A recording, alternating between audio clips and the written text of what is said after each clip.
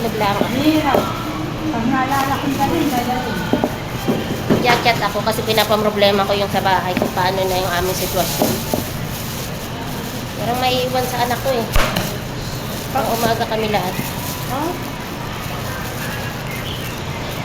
Maganda pala ka lang stress ka. No? Naka-video ako.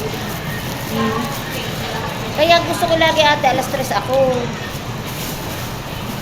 Kasi para may naiiwan kay Jade. At panggabi naman, andun. Nang-i-store ko sa tulog ko. Bakit? May trabaho na ba yung nagpunta yung anak mo ng trabaho dyan? May trabaho na ulit? Nag-apply doon sa Select.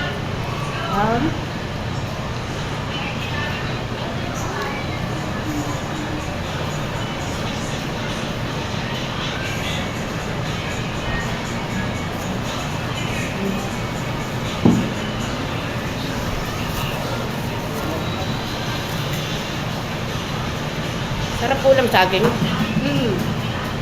Yung ulam ko dito sa bahay, pag ano? Mangga. Masarap. Para ka sa Ate Susan. Madalas magandang ulam ko. Lalo pag ayoko yung masakay. Kasi may ulam na ayaw hindi masarap yung luto ng kapatid ko yung gulay. Bakit magluluto yun eh. Sabi niya, parang marunong ka magluto sabi sa akin. Ayan pag nagsasalita, hindi daw masarap yung luto.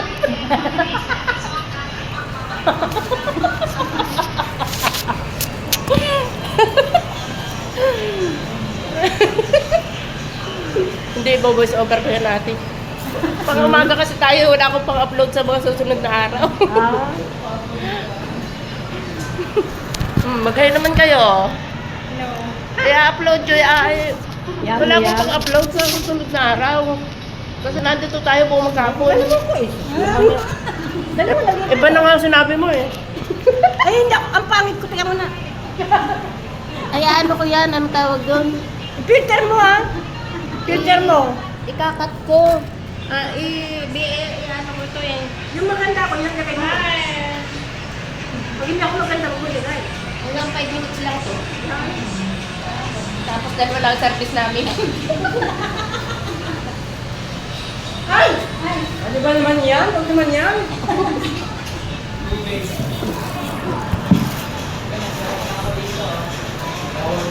Yan.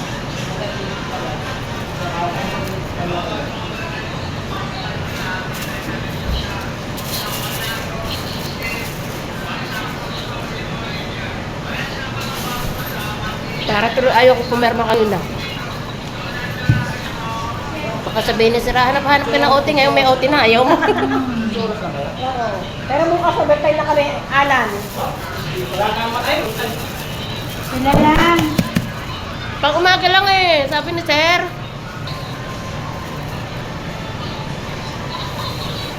Ayaw ko na. Baka tumaba ko. Bona all. Ang bag ako lang Nagsasabaw. kumain. Ano na, mapapanis na yung una pa. Hindi na mo kumain, no? Lalo pag napawisan yung kaloro, ay madali kumain sa Mahina akong kumain ano sa bahay, pero naman nyet-nyet. Alam mo, natatapos ako kumain kaya nakahanap na agad ako ng kinakain. Kakainin. Tapos magkakape. Pagkatapos, maglakad lang ako ng konti, maghanap na naman ako ng pagkain. Pag nasa bahay ako, madalas ako kumain. Wala sa oras pagkain namin dun eh. may chance pag nasa bahay.